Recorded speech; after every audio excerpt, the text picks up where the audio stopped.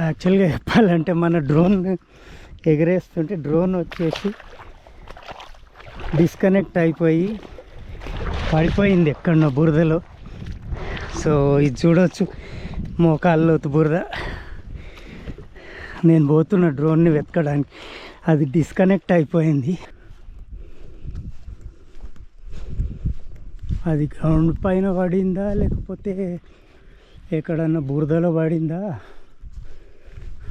అర్థమవుతలేదు.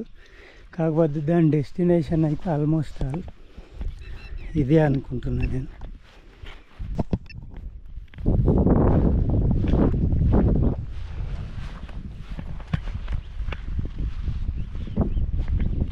ఎస్,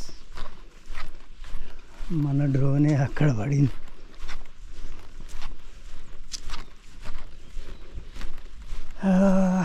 మొత్తానికి finally we got our drone. So damage అయిందా ఏమైందా అనేది చూద్దాం దీన్ని.